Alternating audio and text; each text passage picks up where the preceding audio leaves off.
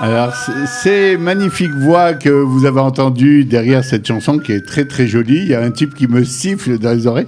Et donc, ces magnifiques voix, c'est des voix de qui? Je présente mes invités, Ève Atlan, Raphaël Géna, deux stars de la Chavaya israélite qui sont là aujourd'hui. Elle est directrice des programmes éducatifs et lui, il est coordinateur de tous ces programmes, etc. Et ils nous ont amené ce petit extrait musical très, très sympa. En fait, la vraie chanson dure 4 minutes. Alors, Ève, on va commencer par toi, honneur aux femmes. C'est qui chante? Qu'est-ce que c'est que ce projet-là? Eh bien, ce sont les animateurs du Bac Bleu Blanc qui accompagnent le voyage, qui accompagnent les élèves. Sur les animateurs du Bac Bleu Blanc, ce n'est pas anodin puisqu'on va vous parler du Bac Bleu Blanc. Ils arrivent dans quelques jours, ils arrivent de France, ils arrivent par centaines, ils seront là. On va donner les chiffres tout de suite, mais juste avant de laisser continuer Ève au micro, on va poser une petite question à Raphaël. Raphaël, c'est pas ton premier Bac Bleu Blanc, toi? Non, ça doit être le 15e. Alors, rappelle-nous un tout petit peu, quelques mots, qu'est-ce que c'est le Bac Bleu Blanc? Qu'est-ce que c'est cette idée-là, qui est fantastique pour moi? En quelques mots, ça en va quelques être compliqué. mots. Le Bac Bleu Blanc, premièrement, c'est un projet qui est à l'initiative de l'Agence juive et de la Chavaya israélite, l'expérience israélienne, qui en est à sa 16e année. Donc, c'est le 17e Bac Bleu Blanc cette année qui arrive, qui fait venir en fait toutes les terminales, enfin pas toutes, une grande partie des terminales des écoles juives de France, pendant une semaine, pendant les cours. C'est ça qui est important, c'est que c'est un projet... Alors, super important parce qu'on connaît le stress français, la mention, il faut avoir la mention, c'est l'année du bac. En général, tu n'arrives pas à rentrer 2 heures éducatives dans les écoles ou n'importe qui viendrait parler, on dit ah non, c'est révision. Et vous avez réussi à rentrer une semaine de programme en Israël pendant les semaines de cours, pas du tout pendant les congés. C'était fou comme projet à la base, quoi. C'est un projet, de toute façon, comme tout grand projet, il faut forcément quelqu'un de fou au départ qui lance et une part de folie dans toute l'histoire. Mais ça a pris. Ça a pris et depuis des années, en fait, on est en collaboration très très proche avec toutes les écoles. C'est-à-dire que le projet, il est en permanence remis à jour et réadapté en fonction des différentes demandes des écoles. C'est-à-dire qu'on n'est pas, nous, au bureau, en train d'écrire des programmes et on impose. Chaque école, en fait, est partenaire de l'écriture du programme et de la réception. C'est super, ça. C'est-à-dire, il y a vraiment une collaboration de tout le monde. On bosse tous sur le projet. Il n'y a pas quelqu'un qui a décidé pour vous et vous venez. Non, aujourd'hui, tout le monde est shootaf, tout le monde est collaborateur du projet. Ève, je suppose que ce truc-là, un peu comme le concept de Alia, je me rappelle par rapport à la Alia, il y a 30 ans, tu parlais de Alia, il y avait quelques bonhommes qui montaient, les autres qui regardaient en disant ils sont fous. Aujourd'hui, c'est un peu l'école qui vient pas, qui est folle, quoi, qui participe pas au bac, c'est un peu l'inverse aujourd'hui. Alors, Baruch Hashem, il y a 26 écoles qui ont adhéré au projet sur Paris, Strasbourg. Et ces écoles-là mènent toutes leurs terminales. Marseille, disons qu'on essaye de faire en sorte que le maximum d'élèves de la promotion puissent venir. Si vous voulez, dans l'idée, c'est que les élèves veulent ce voyage. Alors, bien évidemment, ça se passe en Israël, mais c'est aussi, ça vient clore 12 années à l'école juive. C'est aussi un voyage de fin de promotion que les élèves attendent. Alors, je pense que tu as raison, parce que les élèves ont joué un rôle dans ce Bac Bleu Blanc, dans sa réussite. C'est qu'au début, il y avait quelques lycées qui participaient, ça avait été un peu poussif, les gens se posaient des questions. Et puis au bout d'un moment, c'était les lycées qui ne participaient pas ou les écoles poussaient en disant on veut le Bac Bleu Blanc, on veut le Bac Bleu Blanc. Moi, j'ai connu ça, je me souviens des voyages en France, c'était vraiment les élèves qui réclamaient le Bac Bleu Blanc à leur lycée, quoi. Voilà, un élève, avant de s'inscrire des fois dans une école, il réfléchit, il regarde est-ce que vous faites le Bac Bleu Blanc. Wow. Et il y a des écoles qui ont suivi, qui ont adhéré au projet, qui nous ont demandé à participer au projet. Après la demande des élèves, suite à la demande des élèves. Donc aujourd'hui, Ève, il y a combien de participants, combien de têtes? D'accord, on parle de plus de 1000 élèves. Waouh, mais c'est énorme. Voilà, la réussite est qu'on arrive à réunir ensemble, la même semaine, en Israël, toutes ces écoles qui sont différentes et qui ont leur spécificité. Alors, elles ne se promènent pas en Israël 1000 personnes ensemble en parallèle, mais disons qu'on a adopté des programmes et il y a des moments de communion et des réunions tous ensemble qui font que les jeunes vivent un moment particulier qui n'existe ailleurs dans le monde, pas du tout, dans le monde éducatif. On a déjà vu des photos, on a déjà vu aussi des extraits de films, puisque chaque année, le grand rassemblement, c'est encore au Binene cette année. Oui. Il y a dans une salle énorme qui a vu l'Eurovision, même, et des finales d'Eurovision, etc. se passer. On a tous les jeunes, et puis une ambiance qui est juste folle, quoi, qui est juste extraordinaire, comme ça. On a l'impression il manque que Machiar qui vient et qui prend tout ce beau monde, et c'est un peu fou. J'ai une question pratique, moi, à poser à Raphaël. Comment on gère tout ça? Comment on gère tout ce flux? Qu'il y a dans les coulisses? Moi, je m'y connais un peu en coulisses. Pour qu'il y ait un beau spectacle sur scène, il faut énormément de monde dans les coulisses qui bossent et depuis très longtemps. Comment ça se passe? Il y a déjà énormément de personnes dans l'ombre qui s'occupent de la gestion de la coordination. Comme moi, on est 3 coordinateurs qui s'occupent des groupes. Raphaël Génal, l'homme de l'ombre. Attention. je te coupe plus, vas-y. Et en parallèle, oui, déjà pour tout organiser, c'est beaucoup de temps, beaucoup de préparation, beaucoup d'heures de travail, de nuits de travail. Ça, on compte plus en fait on compte plus les heures de sommeil. Là, on parle de minutes presque. Mais pendant la semaine, le gros travail qui est fait en fait, c'est surtout grâce aux madrichim. C'est-à-dire que ce sont les madrichim, ceux qui encadrent, les animateurs qui encadrent les groupes, c'est eux qui ont toute la responsabilité. On parle de combien d'animateurs? On parle d'une 60 madrichim et guides qui encadrent, qui ont été formés et qui en fait donnent tout en fait pour le groupe. Bon, alors ça c'est le côté un peu éducatif, les guides, les animateurs, etc. Qui s'occupe des galères? Qui est le pompier? Qu'est-ce qu'on appelle les galères? Les galères, ça veut dire tout le côté technique. Ah, le bus, il n'a plus de roue. Quelle est l'adresse technique? Alors, comme ça, l'expérience israélienne, à la base, organise des voyages tout au long de l'année. Heureusement, vous êtes rodés, quoi. C'est notre spécialité, mais c'est vrai qu'on a une équipe de coordination logistique qui nous booste et qui est derrière nous pour chacune des galères, comme tu dis. Disons qu'on a un partenariat magnifique avec les écoles, avec les directeurs d'école. Le travail qui est fait en amont, c'est d'abord un travail d'objectifs, de fixer quels sont nos objectifs avec les écoles. D'accord. Après, quand il y a une galère d'autocar... Alors, qui vient avec les écoles? Ils viennent avec leurs profs, c'est terminal aussi? Ils viennent avec leurs accompagnateurs qui sont en général les professeurs. Les accompagnateurs sont contents d'être là? Ah ouais. Ouais. C'est pas on m'a forcé, on m'a appris, ça va jouer BRTT. Non, c'est vraiment le truc. Les types sont contents d'être là, ça se sent. Il y a une collaboration, madrichim, professeurs, etc. Il y a une collaboration, en tout cas on y travaille énormément. Pour pas qu'il y ait des heurts, etc. Comme on peut voir des fois, même ici en Israël, dans des classes de Massa israéli, des fois ça se passe pas très très bien. Comment on fait pour que ça se passe harmonieusement? Il y a un travail de formation énorme qui est fait du fait que quand on est animateur, quand on est jeune, on est plein d'ambition et plein de motivation pour rapprocher les jeunes, pour leur parler aussi bien d'Israël que d'identité juive. Et tout d'un coup, quand on est un jeune qui a presque l'âge des participants, alors des fois on peut se sentir... on va dire pris par l'enthousiasme. On peut se sentir pris par l'enthousiasme et des fois... On va dire qu'il peut y avoir un couac. Mais disons que la formation fait qu'on apprend aussi à travailler et directeur d'école et enseignant avec les animateurs dans le même objectif. Voilà, l'objectif, c'est que les élèves passent une bonne semaine, qu'ils découvrent Israël autrement et de leur ouvrir un maximum de raisons en cette dernière année en école juive. Génial. Raphaël, parle-nous un peu du programme. Qu'est-ce qu'ils vont faire pendant cette semaine-là ? Qu'est-ce qu'ils vont faire?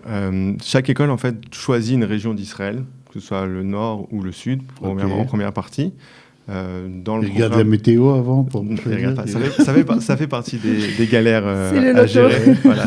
C'est le loto. On essaye, on prie pour la pluie, mais que ce soit juste avant et juste après le bac bleu blanc. Okay. Dans le programme, il y a premièrement forcément une petite randonnée pour découvrir Israël autrement que la plage, découvrir Israël par le côté nature, visite des instituts supérieurs. Ça peut être université, Mirklala, un programme Massa, une yeshiva, un séminaire. Il y a les rassemblements, où il y a toutes les écoles qui sont réunies ensemble. Ça, c'est un moment qui est très, très fort pour les élèves. Et là, sur le moment, j'ai un petit coup de... Ok, Tu veux compléter? Oui, Vas-y. Bon, d'abord, on parle aussi beaucoup de l'histoire d'Israël. Ok. Et c'est-à-dire qu'on essaye d'allier entre le côté, donc le passé et le futur d'Israël. On emmène aussi les jeunes visiter les sociétés high-tech. Voilà, on a un partenariat avec plusieurs entreprises qui nous ouvrent leurs portes et qui, en fait, permettent de connaître Israël avec des perspectives d'avenir. D'accord. Il y a aussi des perspectives à court terme. C'est-à-dire, tu as envie de venir passer un an en Israël. Voilà, on te présente les programmes. Tu peux venir choisir. Mais si tu as envie aussi de faire ta alia, de commencer à faire tes études et avancer, on te montre aussi de la perspective. Et puis, si tu as juste envie de connaître mieux Israël, ça répond aussi, en fait, ça répond un peu à la gamme des besoins de ce jeune en terminale. Oui, le jeudi du bac bleu blanc, c'est-à-dire qu'on va dire qu'une semaine, c'est de dimanche à dimanche à peu près, D'accord. un groupe qui atterrit. Les rassemblements ont lieu autour de Jérusalem, donc aussi comme message symbolique comme quoi Jérusalem est l'endroit qui nous réunit tous, tout le peuple juif. L'idée, c'est de faire rencontrer dans le cadre d'un salon des études. Les élèves en terminale sont amenés à vivre des salons d'études en France. On leur montre aussi qu'il y a un salon d'études en Israël avec des programmes Massa, qui sont donc des programmes éventuellement qui donnent la possibilité de goûter à Israël quelques mois et de connaître toutes les options en fait, de vie et d'études en Israël. Merci Raphaël. Comment sont les jeunes qui arrivent? Dans quelle mentalité ils abordent cette semaine? C'est le truc qu'ils attendent toute l'année? Je pense que c'est le moment qu'ils n'attendent pas de toute l'année, depuis 12 ans même, certains. Qu'ils y pensent. Depuis qu'ils étaient en seconde, en troisième. C'est vrai, on a des témoignages. On a plein de témoignages de jeunes, même en quatrième, quand ils viennent en quatrième dans le cadre d'un des voyages qu'on organise. Il y a déjà des jeunes qui... On vous reverra quand on sera au bac bleu blanc. C'est-à-dire qu'il y a des jeunes de quatrième qui pensent à ça. Ceux qui sont l'été et qui viennent au volontariat civil aussi, on entend souvent parler du bac bleu blanc, ceux qui font les voyages en Pologne. C'est-à-dire que le bac bleu blanc est en fait un objectif pour la plupart des élèves. Et on a aussi une campagne un petit peu sur Facebook et sur Instagram qu'on lance et on voit que les élèves sont déjà très très chauds à l'approche du bac bleu blanc. Alors, moi j'aime bien parler de sujets, mais aussi aller prendre ma caméra, aller me balader en coulisses un peu. Il ne faut pas les laisser dans l'ombre, trop les gens de l'ombre. C'est un projet tellement fantastique pour moi, tellement réussi, qu'il faut aller se balader, voir qui est derrière. Alors, un petit clin d'œil à mon copain Daniel Benaïm, qui a joué un rôle énorme dans le fait que ce bac bleu blanc existe aujourd'hui. Et soit sur pied, qui y a d'autres dans les coulisses et qui travaillent? Allez, donne-nous un peu des noms, etc. On va remettre l'éclairage dessus, tant mieux. D'accord, on est obligé aussi de souligner aussi Uriel Gottlieb qui était... Uriel, bien entendu, qui est aujourd'hui chef de la délégation à Paris. Ouais, Uriel Gottlieb, et qui était... je me rappelle que c'est lui qui m'a recruté pour le premier bac bleu blanc en 2003. Merci à Daniel Gottlieb d'avoir recruté Eve. Voilà, donc, on doit citer effectivement Aurélie Honnel. Ok. Yona Honnel, donc par rapport à tout ce que vous avez dit sur la logistique, effectivement, c'est des réservations, des nuits d'hôtel, des sites touristiques, les changements, des gardes de sécurité qu'il faut commander, les repas commander, de faire en sorte que tout le monde ait un lit, voilà. C'est oui, il faut parler de tous ces gens-là, il faut leur rendre hommage parce que c'est fantastique. Qui y a d'autres? Allez. Alors, on va parler aussi de Chirel. Je veux qu'on parle aussi Chirel, des guides. Chirel, Hadas, Tal et Tzviki. Il faut savoir aussi qu'il y a quelque chose d'émouvant, c'est qu'on a aussi des coordinateurs qui sont des coordinateurs israéliens, qui ont travaillé sûrement avec d'autres nationalités, d'autres jeunes d'autres pays d'origine. Je pense notamment à Hadas qui a travaillé avec des jeunes d'Australie.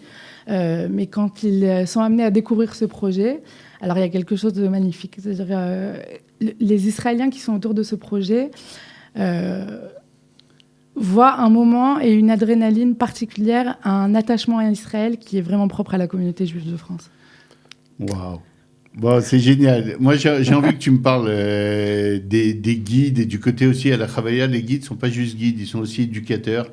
ils savent parler aux enfants, ils ont une approche. Mais juste avant, tu m'as dit un truc intéressant en coulisses, juste avant l'émission. C'était sur l'histoire de Mikvé Israël, le fait qu'il y ait des lycées qui francophones, mais israéliens, en Israël, qui participent aussi à cette semaine. Alors, parle-nous un tout petit peu de ça. Voilà.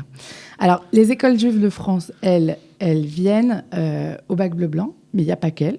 Il y a aussi une école qui a adhéré depuis 3 ans, c'est l'école Mikvé Israël. Mikvé Israël, qu'on connaît bien. Avec Madame Sylvie Elbaz, qui ont adhéré au projet. Alors, on peut se demander pourquoi, puisque en général, ce sont des enfants qui ont fait leur alia avec leurs parents, déjà.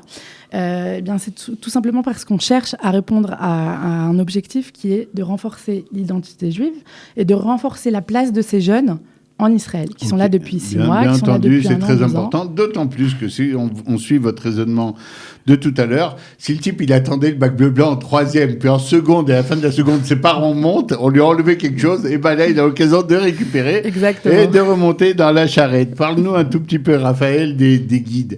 Je sais que vous avez des guides impressionnants à la Chavaya. Ils sont impressionnants, justement, comme je le disais, parce que c'est d'excellents guides, mais c'est aussi des éducateurs. C'est des types capables de prendre la guitare à vos bras et...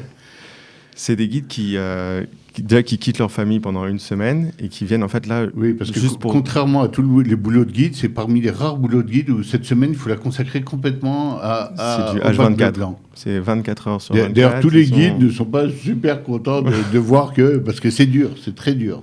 Les guides, peut-être, sûrement leur femme ou leur mari qui la femme qui est le guide, d'ailleurs, de la maison. Il ne doit pas être très content. Qui doit se débrouiller pendant une semaine. Mais dès qu'ils sont avec le groupe, dès qu'ils sont dans l'ambiance, ils sont là, ils s'investissent. Alors donne-nous des noms, allez, on leur fait honneur un peu. Tu vas nous mettre dans une situation délicate. Je risque d'avoir des problèmes si j'oublie de citer des personnes. Non, alors disons 2-3 comme ça, ils vont représenter toute la bande. 2-3. J'en ai invité quelques-uns à un moment d'ailleurs dans une émission. Je vais citer ceux que j'ai vus dans l'émission. Allez, alors. D'accord, il n'y a pas de problème. Je crois qu'il y avait John Gaze, Michael Gamrasny, il y avait David Chawat aussi. Voilà.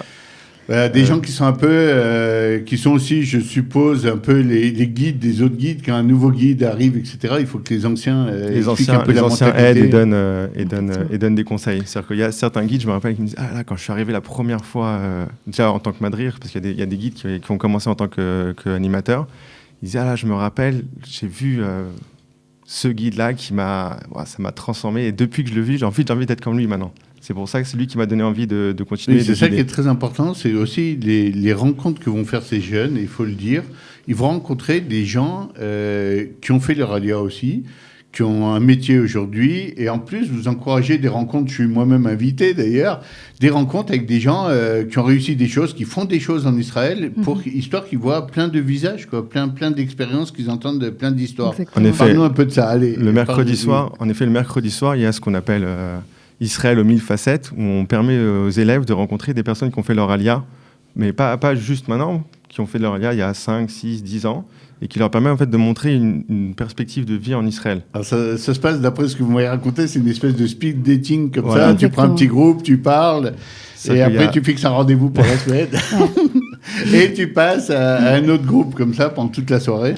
L'idée, en fait, c'est que tout au long de la semaine, et même à travers leurs animateurs, leurs madrichim, les élèves de terminale sont amenés à rencontrer des gens qui ont 2-3 ans d'ALIA, c'est-à-dire dans les rencontres sur les facs. Et l'idée, c'est aussi, on sait très bien qu'un jeune se projette aussi dans un projet de vie et se dit, voilà, j'ai envie d'être, juste par hasard, d'être médecin, j'ai envie d'être avocat, j'ai envie d'être ingénieur, j'ai envie d'être artiste. Quelles sont mes options ? Et que ce soit des gens qui sont venus eux-mêmes après leur bac ou des gens qui sont venus après un bagage ou alors qui sont venus avec une famille et un métier avec eux, d'entendre que on a pu faire sa vie en Israël, se construire en Israël, et c'est la beauté. On va dire que... Et puis démolir aussi des fois des mythes, il n'y a rien en Israël, puis là ils rencontrent un peu des gens de tous les domaines et ils s'aperçoivent que non, il y a beaucoup de choses qui sont... Il y a beaucoup de belles choses en Israël, il y a beaucoup de belles rencontres. C'est aussi un moment de rencontre magnifique, ce Bac Bleu-Blanc, avec des tas de personnes qui ont un beau parcours à raconter. Et c'est ça qu'on veut mettre en avant pendant cette soirée aussi. C'est un moment que les élèves aiment bien. C'est un moment au début que les élèves comprennent pas trop, c'est-à-dire c'est pas une visite de fac, c'est pas une visite sur un site, c'est pas une randonnée. Pourquoi on fait ça maintenant? On aurait pu sortir, je pouvais aller sur Ben Yehuda et des pizzas. Et tout d'un coup, les questions se soulèvent. Voilà, les questions se soulèvent mais pourquoi vous avez décidé de venir en Israël? Qu'est-ce qui a été facile? Qu'est-ce qui n'a pas été facile? Avec moi, ils vont pas faire le déplacement pour rien, je te préviens. Ouais. Non, on est sûr, Bernard. Ils vont pas perdre leur soirée. Là. Raphaël, qu'est-ce qui se passe à la dernière soirée, la belle, le rassemblement général au Binyan Yaouma? Pourquoi il se passe un truc là-bas? Il y a quelque chose. À un moment de la soirée, il y a une espèce de déclencheur qui est d'ailleurs tellement fort que tous les gosses montent sur les sièges, commencent à courir avec des drapeaux d'Israël et tout. Qu'est-ce qui se passe? Ouais, je pense que c'est la première fois de leur vie où ils se retrouvent en fait avec 1000 jeunes juifs tous ensemble réunis. C'est un moment on leur a raconté ça. Quand ils arrivent, ils sont tout le monde pas ouais, la soirée du Galam. En fait, c'est un peu comme les Tironou Taramé. Personne ne sait en fait tant qu'on l'a pas vécu. Ils arrivent avec plein d'attentes et quand ils rentrent dans la salle, déjà ils sont tous habillés en blanc. Ils ont tous le même sweat comme le mien mais en blanc. Il y a en fait une effervescence qui monte. Et en fait, on arrive aussi souvent à un moment où il y a tout le monde qui chante à l'unisson.